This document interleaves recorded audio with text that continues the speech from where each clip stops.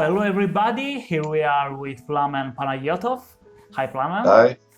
Plamen is a psychiatrist, he's a chief physician at the day clinic of Luse Mental Health Center in Bulgaria. He's a chairman of the board of Solution Brief Therapy on Counseling Center in Russia and a lecturer in all the world. He travels all the world teaching solution-focused therapy and brief therapy in general. Hi Plamen, how are you? Hi. Very well, and you? I'm well, thank you. Are you ready? Okay. Yes. Okay, so the first question is about simple Okay. therapy. I Okay. met Plamen the last year for the first time at the HBTA conference in Bulgaria, in Sofia, and it was amazing to hear about your method, the simple therapy or the QQ method. And so let's talk about that in general terms. Give us some ideas about how it works. Okay. First of all, me and my colleague and friend Boyan Strachilov, we were literally forced to do counseling, coaching. We don't call it therapy anymore. Yeah. But any helping conversations, we were forced to do it like this by our clients, because there were a number of clients that simply refused to answer our questions, no matter how wonderful we thought they were. Mm-hmm. And then it turned out that if we let clients ask the questions and let them also give some answers to their questions with our help, therapy becomes really extremely brief, very as useful as possible for clients, and at the same time as joyful as possible for us. Mm-hmm.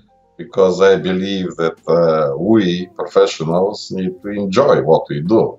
Of course. Well, clients need to make use of whatever we talk with them about. And then over the years, we came to see some things that are very often overlooked by professionals. Because from our point of view, therapy starts when clients enter our offices. From their point of view, it's very different. Mm. They have already asked, before coming to us, totally independent of the therapeutic approach, totally independent of our professional background. Each and every client has already asked the first question: should I do this private issue that we have at our family or with myself? Should I make it public?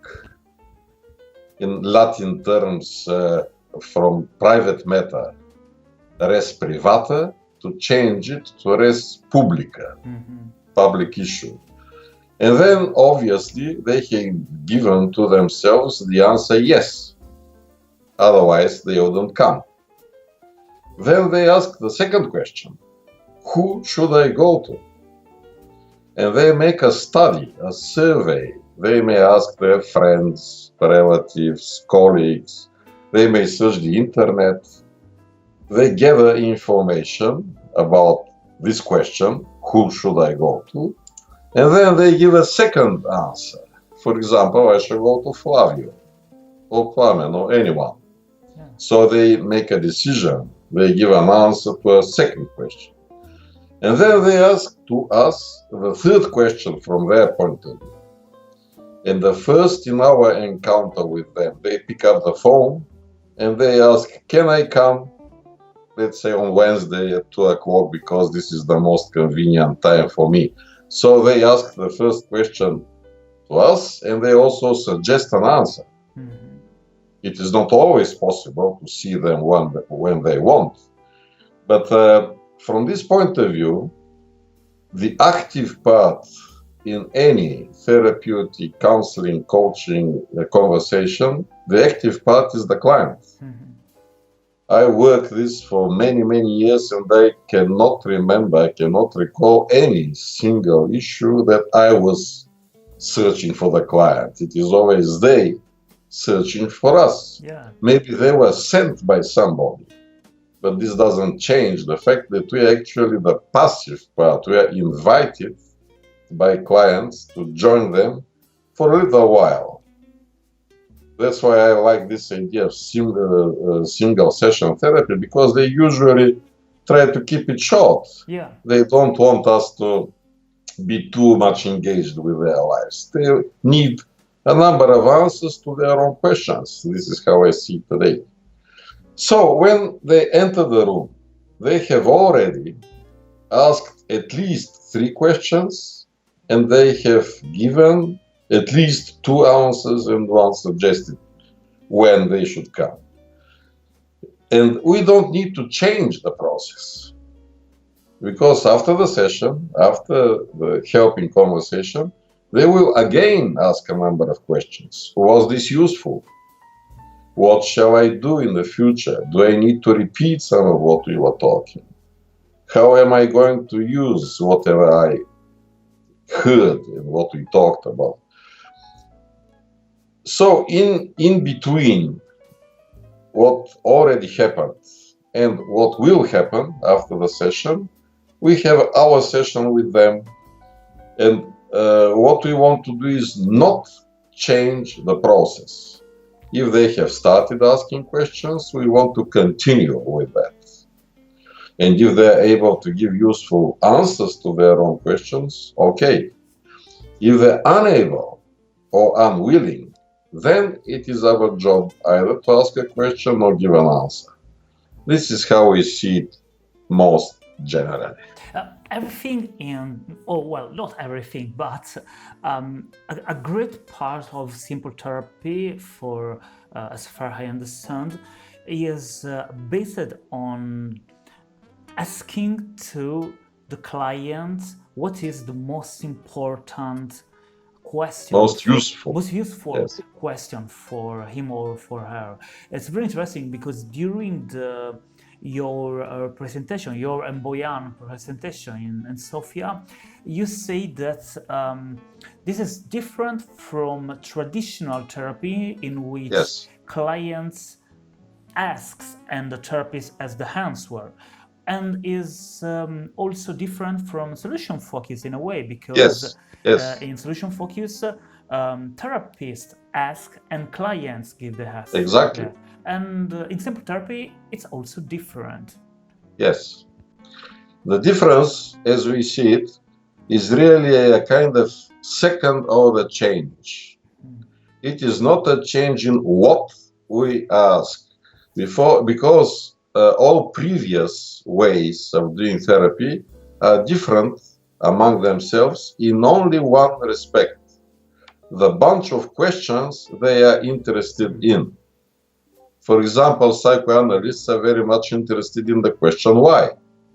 They are asking about your dreams. They are asking about early childhood, and they are very careful about the mistakes that you do in your language. If you are a Jungian therapist, you will be very interested in synchronicities, in all kinds of images that can be attributed to archetypes. Whenever the client mentions a tree or river or a leader or something, they start thinking right away about archetypes and things like that. Solution-focused brief therapists are no different. They believe that their questions are more useful to clients than the questions of other approaches. But they use exactly the same pattern. We therapists have a number of issues. We have an agenda. And in solution-focused brief therapy, this is the future or next steps or miracles nowadays, best hopes, things like that. But this is not the client's agenda. It is the therapist's agenda. And this is what we try to change, which is a real change from all traditional kinds of therapy, including solution-focused therapy. because we think that it is the client's questions that matter. And something that we have discovered, if we have discovered anything, is that there are no good and bad questions. For example, many solution-focused therapists believe that the miracle question is much better than the question why. We do not agree with that because there is a time for clients to ask the question why, and a time to ask the question about miracles.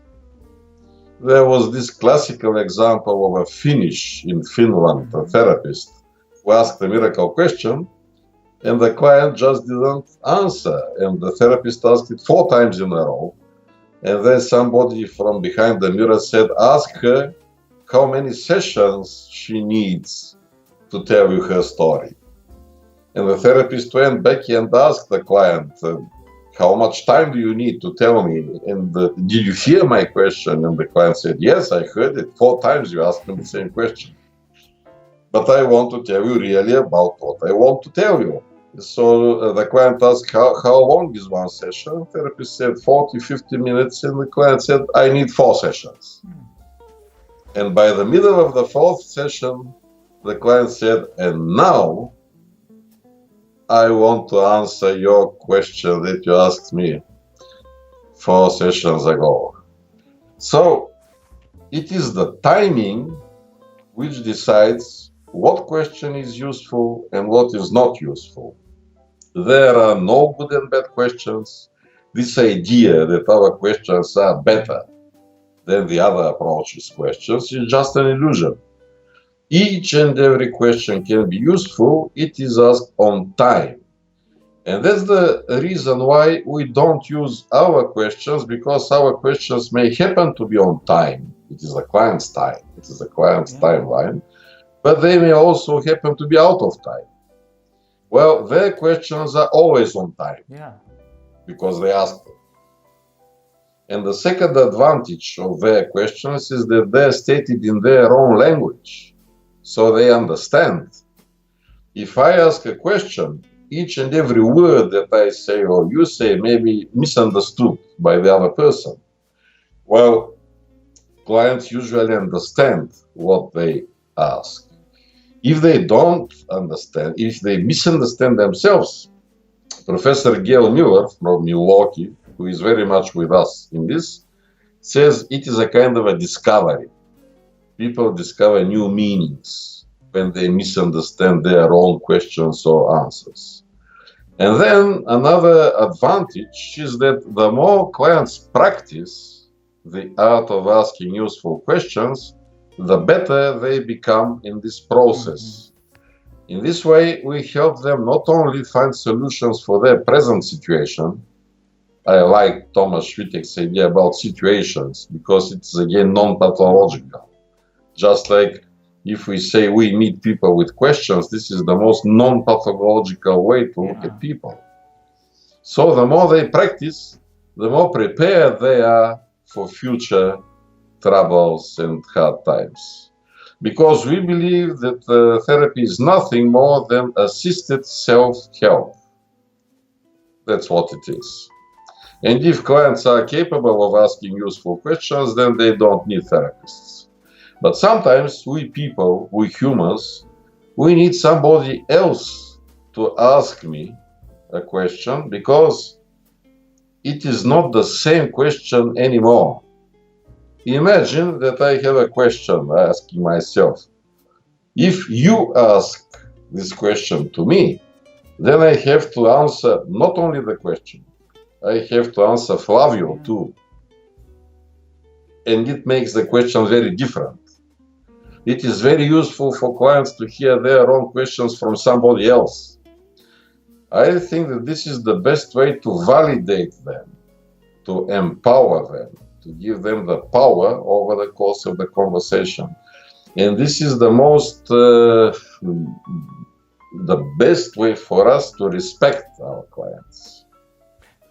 Because each and every question that the therapist has the implicit meaning, because you are unable to state a useful question yourself, so you are kind of a fool or an idiot compared to me.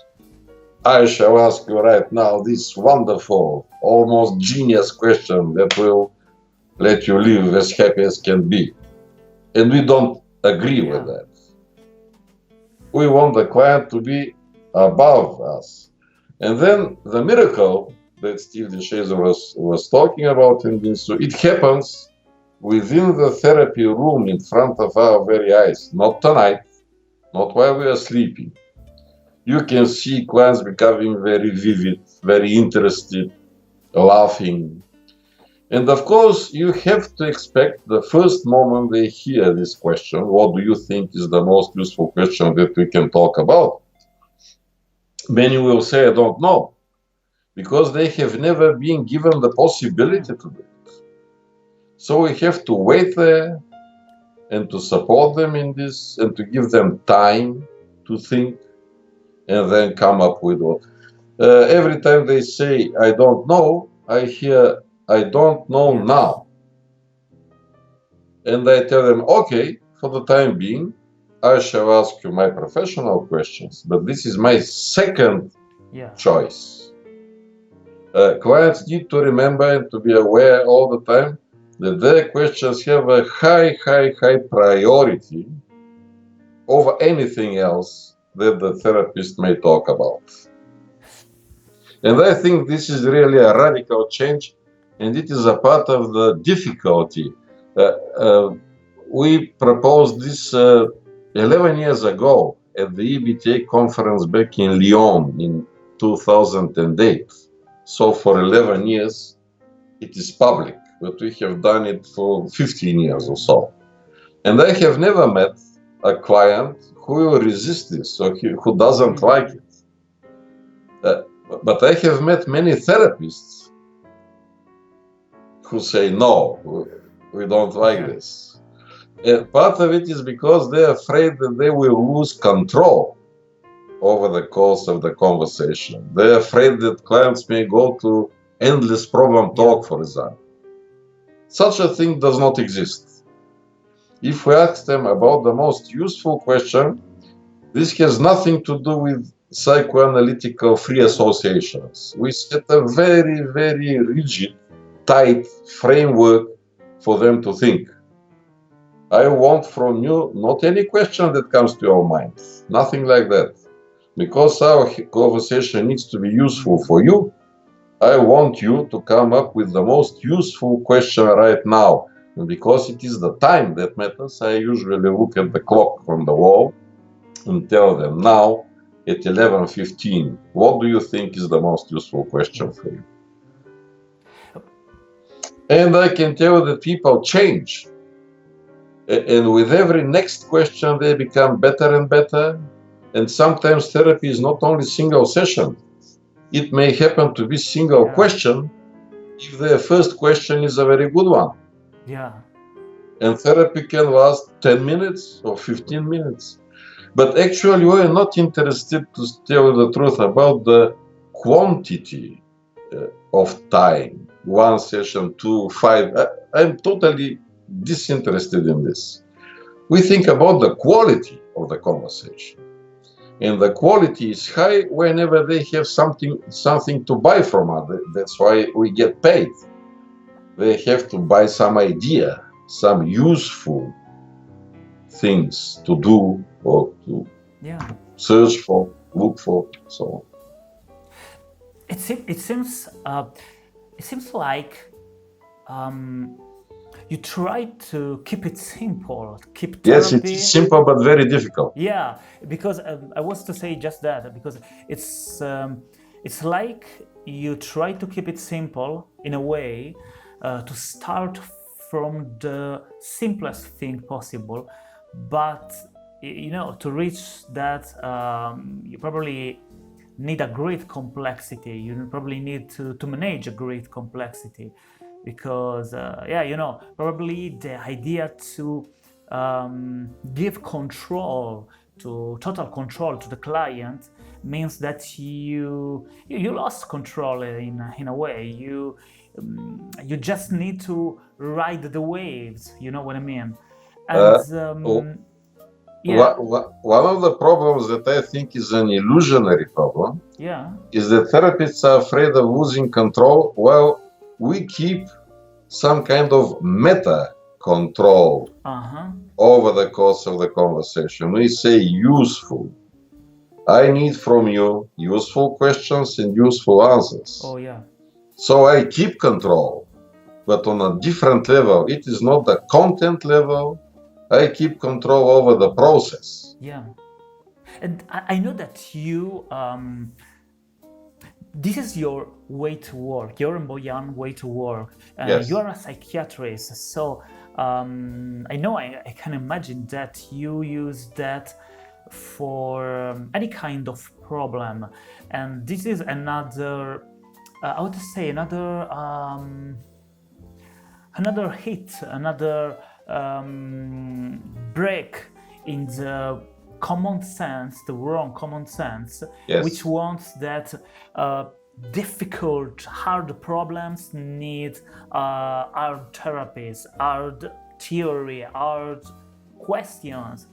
Yes. You say that that's not true. Simple often is better. Is a Yes. first choice. Of course, you say you can have other choice if it doesn't work, but often simple is all that you need. I think this touches upon the Zen saying that nothing is the answer to everything. Because people come to us with all kinds of problems, and by doing nothing, I provide for them space for their content, whatever it might be.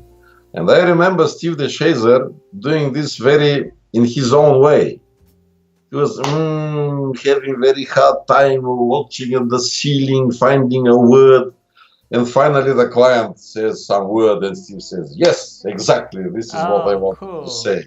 Love that. So this is inviting clients to use the space. We believe that the therapeutic conversation is their conversation. Yeah. So it is their space. It is their meaning, whatever.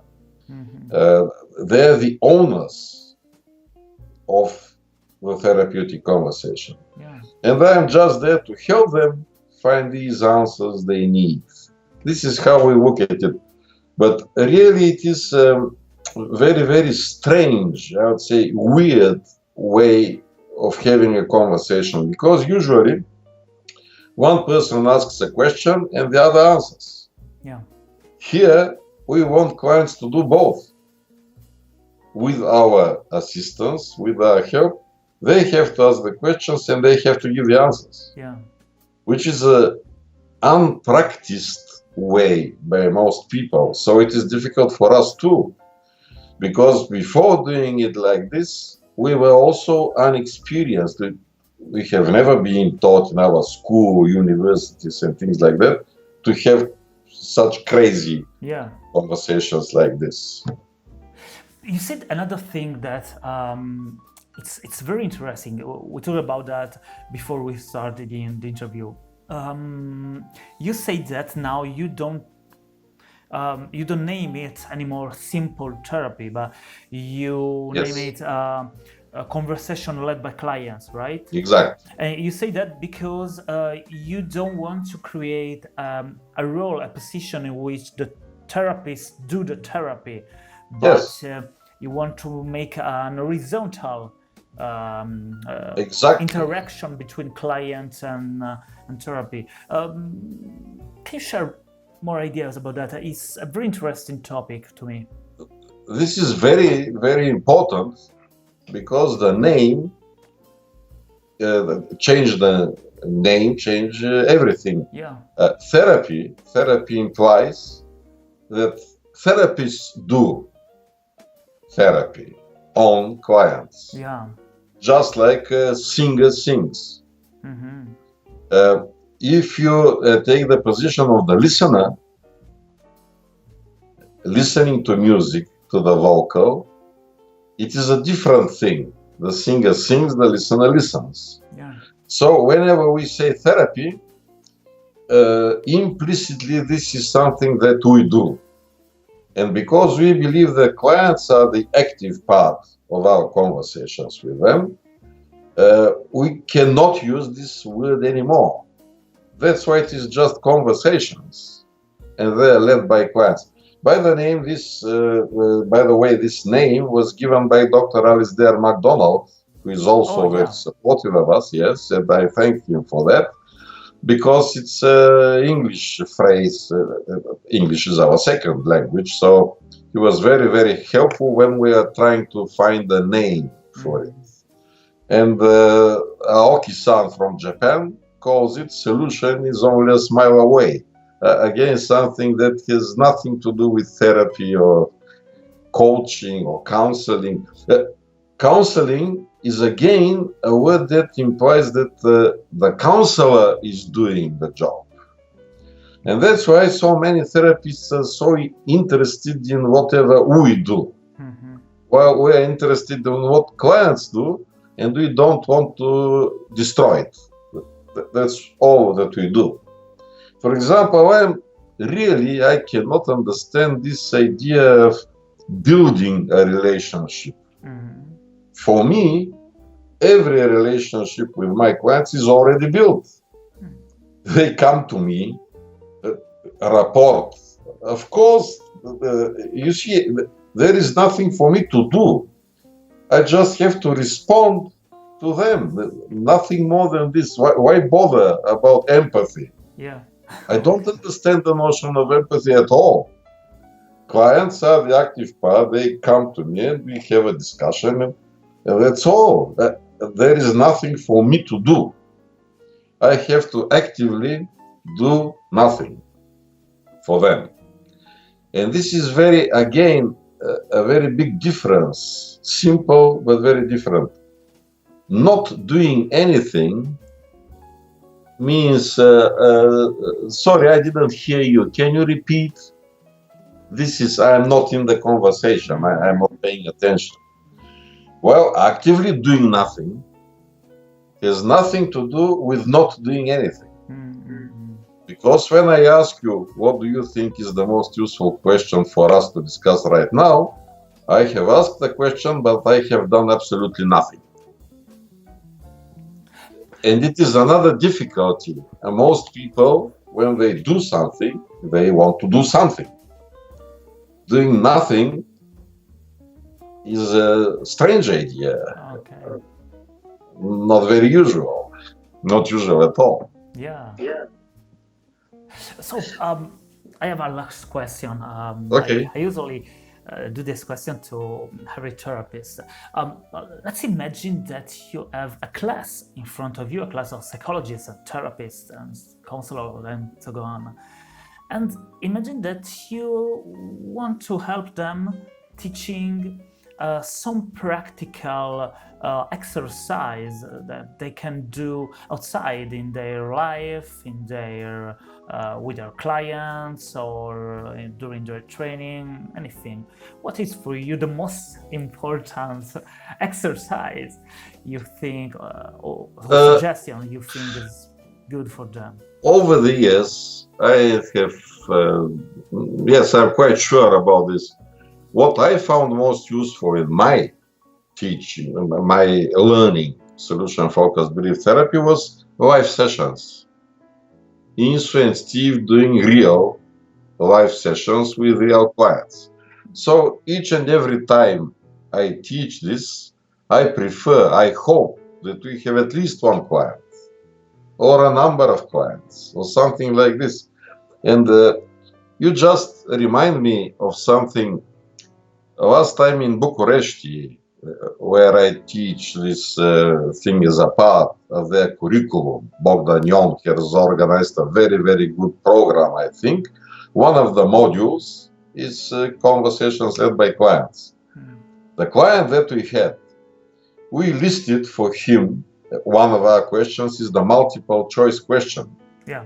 The therapists in the room proposed 6 or 7 questions, I don't remember, they were listed on the flip chart. And then the client said, none of these questions, I don't want to talk about any of these, because I have a better question. We discussed that question, and therapy took 15 minutes or so. He had useful answers, I wrote them down for him, and before leaving the room, he took out his telephone and he shot all the questions on the flip chart, and he said, yes, now I don't need any of these, but maybe sometime in the future, one or two or maybe all of them may happen to be useful for me. So you see what a lesson we learned from him. There are no good and bad questions. There are only questions on time. All these here are not on my time now, but I don't know about the future. Maybe each and every one of them may happen to be of use to me, and that's why I need them together. Because we learn all the time from clients, the first thing that is written in that little book is that I'm a highwayman stealing ideas from clients. That's why I really love, this is my favorite, to have real people, people with questions. This is what the attendees of any workshop can see. This is the best. And another thing that I try if we don't have questions is I rely on their questions, because it is very similar to therapy. I remember that many, many years ago when I went to Prague to see Steve DeShazer doing a workshop there, I had 27 or 28 questions written down. On the bus, 3 or 4 more questions came to my mind. So people who come to learn something, they obviously have their own questions similar to our clients. And I want to discuss what they want us to discuss, not something that they are not interested in. So it may start with the opposite. Usually people present something and the questions are at the end. I prefer the audience, the people who are there, to decide in the beginning what shall we talk about. Again, it is their time. They have to be the owners of this learning experience, not me. And to benefit from this learning experience, it needs to follow their agenda, their issues, whatever they're interested in. That's cool. That's very useful. So, thank you, Plamen. I think that your ideas, your buoyant ideas, ideas around simple therapy or better conversation led by clients are so interesting, and I hope this video will grow the interest around this topic.